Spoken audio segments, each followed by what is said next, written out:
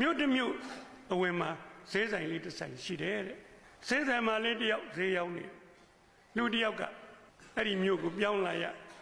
ဈေးဆိုင်ကလေးဝင်မေးတယ်မင်းကလေးရဲ့ဦးကဟိုဘက်မြို့တစ်မြို့ကနေဒီကိုပြောင်းလာဒီမြို့ကလူတွေကစိတ်ရင်းကောင်းကြရဲ့လားကွယ်ပေါင်းလို့တင်းလို့ဆင်းပြေးပါမလားမေးတယ်ဈေးဆိုင်မှာလေးကပြန်မေးတယ်ဦးလေးပြောင်းလာခဲ့တဲ့မြို့ကလူတွေရောစိတ်ရင်းကောင်းရဲ့လားပေါင်းလို့တင်းလို့ဆင်းပြေးခဲ့ရဲ့လားမေးတယ်အဲ့ဒီလူကြီးကပြန်ပြောတယ်ဟိုးတယောက်မှစိတ်ရင်းမကောင်းအလကားလူတွေသိရုပ်မာတဲ့လူတွေအဲ့ဒီလူတွေနဲ့ကိုမနေခြင်းလို့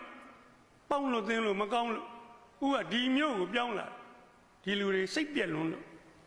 မင်းကလေးကပြောတယ်စိတ်မကောင်းပါဘူးဦးလေးရဲ့ဒီမျိုးကြရင်လဲအဲ့လိုလူတွေပဲဦးလေးတွေ့ရမှာပါညီညူပြီးမျိုးထဲဝင်သွားနောက်တစ်လားလောက်ကြာတော့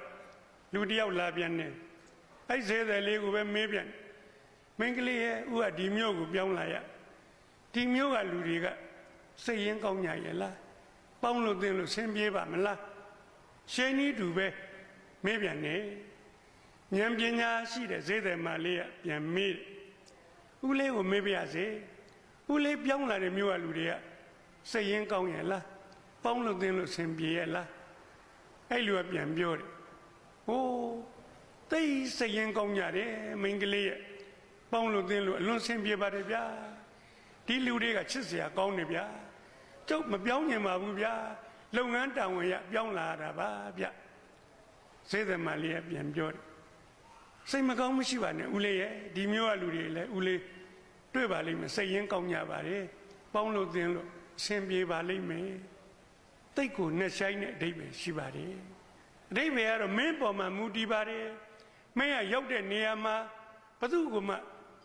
အကောင်းမမြင်ဘူးဘသူနဲ့မှမတည့်ဘူးလူတကာနဲ့ရံဖြစ်အေးနောက်တစ်မျိုးပြောင်းလဲမင်းအဲ့လိုပဲတွေ့မှာပဲမင်းကလူတွေကိုကူညီတဲ့ချစ်ခင်တဲ့လူတန်းပေးကမ်းတဲ့လူတွေကမင်းကိုချစ်မှာပေါ့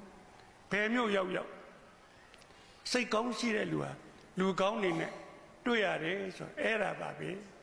လူတွေစိတ်ကောင်းနှလုံးကောင်းရှိပါလို့ပြောချင်တယ်